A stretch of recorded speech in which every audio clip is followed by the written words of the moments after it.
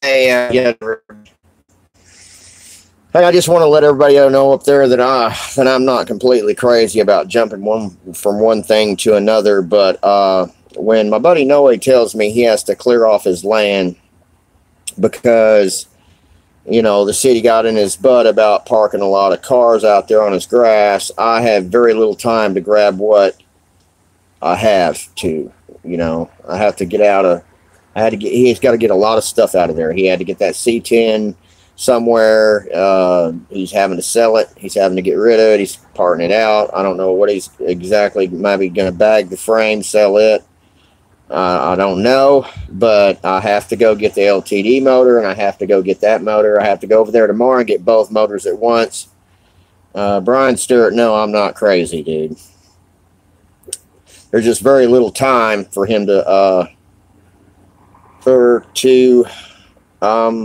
get these things done, and if I want that motor, to come and get it now.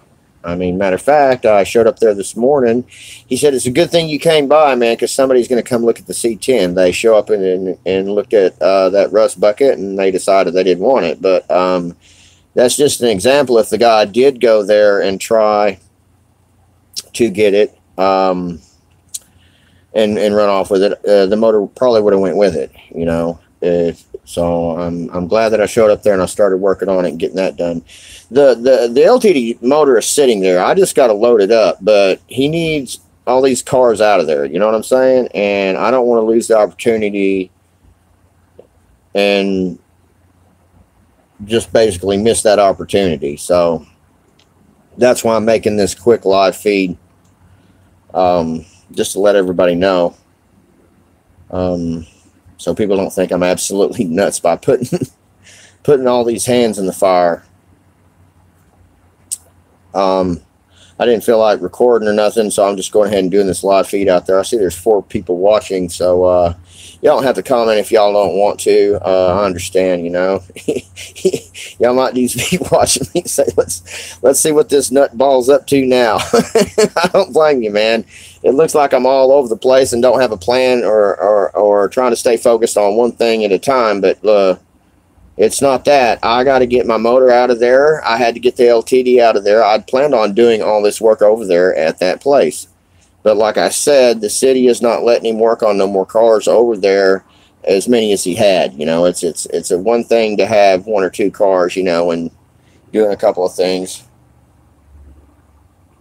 Thank you very much, man. Ronnie G. It looks like I didn't get a chance to read that, but yeah, for a lot of videos, man. I really appreciate it. But Brian Stewart, he did make a good argument. He says, man, I'm starting to lose faith in you, man. You're over here supposed to get this Ford LT together, and then all of a sudden you're worried about pulling a motor out of your truck. Well, no, I'm not going to pull the motor out of the truck. I just got to have that opportunity to get that motor. Well, I can. Otherwise, that opportunity is going to fly south on me, and don't know if I'm going to put it in there or not. I know this. I'm going to sell that transmission, that 350 turbo 350 transmission. If anybody wants the 350 turbo transmission, I'm fixing to take it to a transmission shop. They give about $50 for them, running or working or not.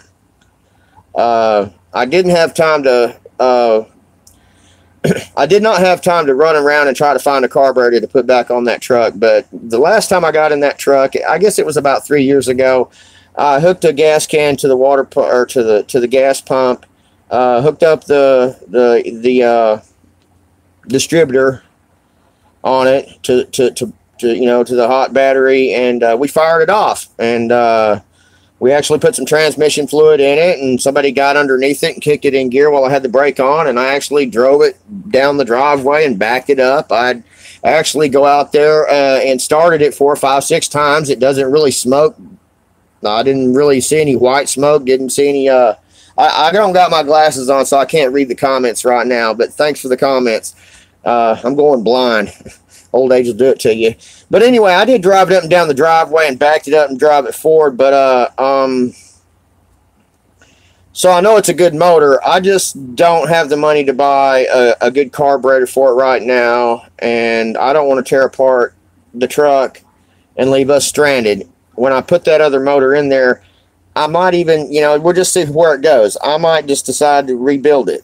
You know what I'm saying? So that way I know I know that when I put it in there, it's going to last. Because I don't want to have to overwork myself, put it in there, and I always have to work on it all the time, you know? It's just one of the things where I'm going to leave it in that trailer out there.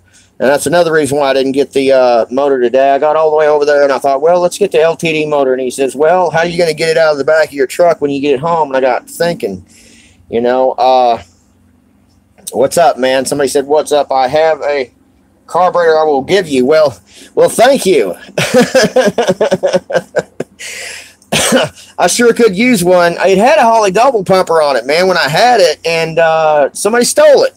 Now, I don't know where it got stolen at, if it got stolen after I went to his house. I didn't really notice it missing until I went over there today. But yeah, anyways, that's just what's going on right now. Anyway, I'm gonna go ahead and that trailer that y'all been seeing me having, it's a good thing I got all the rest of the junk out of it now and finished unloading everything in the house, because I've decided to put the 460 or the 390. I don't know exactly what kind of Ford motor that is in there. Greg, my buddy, told me it was a 390 that he thinks. He's not for sure. I guess the only way for sure is to get the serial numbers off the block when I get it over here and check. But it's got a 2-barrel carburetor on it, and he said that that's probably, I think he was guessing. He gave me, you know, if y'all were reading some of the comments, he gave me like 3 different kinds of motors it might be, but a 460 probably told me it's not going to be a 460, which is I would like it to be the original motor to go back in it. You know what I'm saying? I would like that a lot. But in that case, anyway, and all this said, I decided to go ahead and put my motors in that trailer out there, and I can put a tarp over them, and I can move that trailer around, and I won't have to worry about doing nothing with those motors until I'm ready to do something with them, and I get a motor hoist. I just didn't want to get it stuck off in my truck and have to end up hooking a chain to it. And I've did it before. You put a piece of 3/4 inch plywood up there and scooch it down and let it fall wherever it's at, but my wife ain't going to deal with another motor sitting in her front yard like that inline 6 motor did down there next to the staircase. It's finally under the staircase now. It took me and my son all day long with the come along and trying to find everything we could to try to you know, using a come along, we inched it up in there, and I know them that inline 6 motor ain't really that heavy, but that big block that I got, and then that 350 Chevy motor, especially with the transmissions on both of them, is going to be a little bit more harder to deal with. I do know that I could probably see how they both run, just sitting there with the transmission hooked up to them, and make it easier to start them. I've did it before. You just hook a hot battery to them. And you can't run them for long, of course, but you can hear it. You know, you can hear it fire off and run, and see if it smokes. You know, see how they run. So that's probably what I'm going to do. You know, before I put any motor in before I put that other motor in the LTD, it might be a good idea to fire that motor off and let's hear it run. See if it smokes. See if it knocks. See if it ticks. Because there ain't no sense of putting something in there and then having to pull it right back out. You know what I'm saying? That's where I'm at with this. I wish I had a lot of money where I could just go and rebuild those motors and do all that. You know what I'm saying? All at one time. Thank you for coming on the screen, man. I can't read, like I said. They're hard to read. I know what you mean. I can barely read, man. I'll read them later. I'm sorry I can't read these comments, man. But yeah, I'm excited about it, man. Oh, here's an update. Here's an update on that. I found out because we ran the VIN number on the LTD. It's called a Ford LTD Galaxy. That's what it's registered. That's what it's registered as. And it was last used in Dallas by the police department. If I'm not mistaken, that's what my wife told me. She checked and she said it's from out of Dallas, and that is a police Galaxy 4-door. It's probably was used by detectives, and that's why it has both of those floodlight holes on it. I'd like to get me a set of those floodlights and put back on it and take those rims off. There's a lot of people out there that like those rims. Those are billet rims, and I'm thinking about selling them so I can help pay for the rest of the price of the car. You know what I'm saying? And you know, and on the other hand, you know, y'all can have y'all opinion on it, but there's just a lot of old timers out here, and as me as well, that are same age as me, and we're not for all them big old rims. And another thing why I'm considering taking those rims off of there is because those tires are extremely expensive. The tires to put on that is going to cost me a lot of money, and when I can just go put the original rims. And Greg in Arkansas, he has hubcaps that go all the way around it. He said you can go find you some rims, steel rims, put on there, paint them black, paint them the same color you paint the car, and put the hubcaps. It's the original hubcaps that goes back on it, and so I think it would look better if I put it all back original.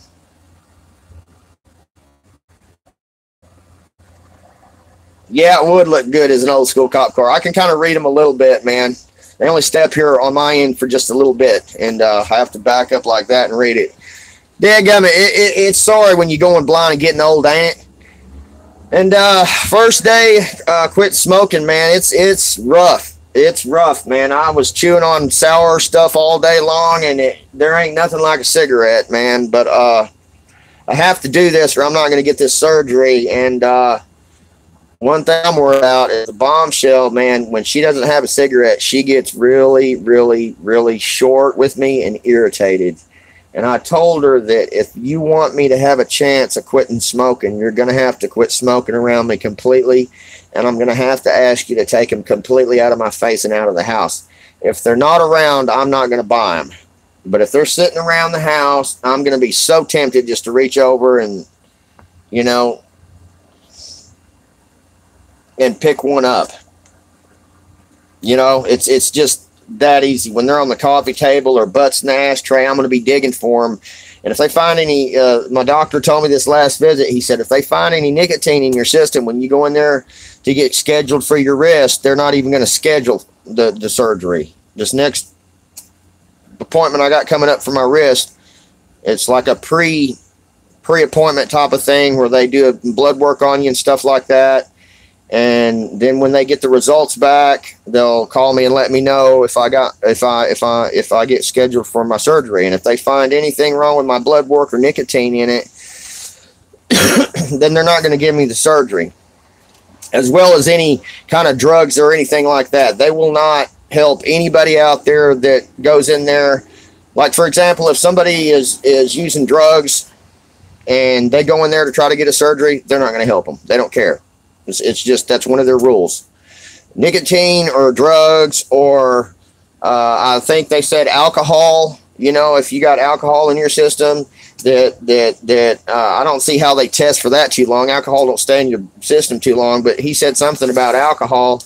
You know, you don't need to be showing that you having a strong, extensive use of alcohol. You know what I'm saying? So they don't want to give people that they want to give people that are really trying to that are really trying to do right in life, rather than to give people that are using street drugs that have addictions and stuff like that, because they could be just wasting their time on a surgery that could just fall through. You know what I'm saying? They're not taking care of themselves. They're using drugs and everything else. It makes it very hard for somebody to heal if they're using drugs or using nicotine or using alcohol. It's what I'm told. It's what the doctors are telling me. But anyway, I'm going to get off here and let y'all go. Tomorrow, I'm going to show up over there and take the trailer with me and share a little bit more story on what he's going to do with that truck. The fender wells, he's given me the fender wells. He said I could have, what else could he say I could have off of it? I'm going to ask him whatever he don't want, he's going to give me. He even told me he'd give me a 1987 tailgate that's back there in the back, you know. Anything that he's having to clean that place up, and he's going to end up getting rid of a lot of stuff. And whatever he don't want, I'm going to go take it and try to sell it and do something with it. I don't think he's going to want to get rid of that front end clip. And I think he's going to try to put it back on the truck and sell the cab and the clip together. I think he said he was going to bag the frame. I don't know why he would want to bag maybe he can bag just the frame and get it set up for somebody maybe leave the front end clip on it in the cab and see if, you know, if somebody wants to buy the frame separate, he'll sell it separate and then probably part out the cab and then the front end. I don't know what he's got planned, but I'll find out tomorrow. I guess that's it for now, y'all. This is my third live feed. And I'll let y'all go, man. I got to get in there and try to cheer up the bombshell. She hadn't had too good of a day today. She's stressing. She's just stressing. You know what I'm saying? She's kind of thinking the same things as Brian Stewart's thinking. You know, you got all these things that you're wanting done. Well, this is the thing. I don't choose to put that Galaxy over here this soon in my own front driveway and have to deal with it over here. I was planning on dealing with it whenever I got better and going over there to Noise Place and doing it over there. But he broke some residential rules. You're not supposed to run a business out of your residential home. And so he got in trouble. And in that building that you seen in the background on that video, they made him, they fined him for it. And he has to go down and pull a permit. They're gonna leave it up. The guy that did walk up there on the place, the inspector said this is one of the best built buildings that I've ever seen. You know, it's built better than code, but because you're in a residential area, you can't be operating a business out of the back of your house. Now, if you want to have a personal hobby and he did kind of give him the wink, wink, you know, type of thing. If you want to have a personal hobby behind your house, that's fine. But you can't have all these vehicles out here and a field next to you with all these cars parked on the dirt. I mean, you can't have it. He told him, we can't have this. It's like a parking lot out here. And that's what they told him. So I think they're just telling you to read between the lines. You can probably continue to doing what you want to do, but you have to follow the rules and not have all these cars parked everywhere. And I think he's just going to have to take it just a little bit of a time. He did want me to try to find him a building around Fort Worth, help him find a building for around 80 grand and buy the building and try to run a tire shop / drops and lifts. And another update on him is he likes my channel, or he likes the progress that I make on my channel, but he doesn't watch my channel. He doesn't like vlogs. His style is he's a natural too. He shot a 5-minute clip, I think it was. It wasn't even it was like maybe a 4 or 5 minute clip. And he did the introduction, a formal introduction. And he's very formal. He's not the kind that is a clown like me, likes to get on there, hey y'all, and all that other. I said, they like it when you do that. He says, well, maybe you'll have to teach me a little bit. But he's a formal kind of a person that'll show somebody how to DIY, do a drop or a lift the right way without the old-fashioned torch and heat up the springs. He shows you how to do the C-notches from scratch. He shows you how to drop the front end, where to go. He wants to show the people out there how to do that. And I said, okay, but here's the thing. If you want me to work on all this footage for you and show you how to do all these things, what do you have for me is what I asked him. He says, I will go with you 50-50 on my channel. If you want to chop and edit it, if you want to hold a camera for me, if you want to put this on there and help me with this channel, I'll split it with you 50-50. And what I told him was, man, it's just not as easy as you think it is. You're not just going to turn on the camera and everybody's going to start watching you. I said, I can help you out with my channel, but they're just not. A lot of people watch my content for just me. I'll do a walk-up on, I told him that. I said, I'll do a walk-up on, I'll shoot video footage of going to your place, maybe walking into your place, turn on the camera, take your camera, shoot your footage for what you want to do. And he surprised me. He's a natural with how he explains everything and how everything's done. He's real good at it. His welds are beautiful. It looks like somebody took a stack of roll of nickels, a roll of nickels. It looks like somebody took a roll of nickels, stacked them up and let them lay flat. It looks like, and he has word of mouth is where he gets all of his work. And people have gotten, that's how come he had all them cars piled up over there. That's because he's got work backed up to where people are just waiting in line for him to work on their car, because they know that when they pay him the money, it gets done right, and it ain't no cutting corners. And if he comes across something, he's completely honest with them and everything. That's what I can say for the guy. But anyway, I'm going to get off here and go to bed. I do that all the time, don't I? I'm going to get off here, and then I'll talk another 10 minutes, huh? Anyway, I'll see y'all later, man, and y'all be good. And I'm doing okay. I got things that I'm just going through with all these doctor's appointments and everything else. I'm very lucky that I had this little bit of time to go over there and do this and get these motors and everything. And till next time, I'll see y'all later. Limpster out.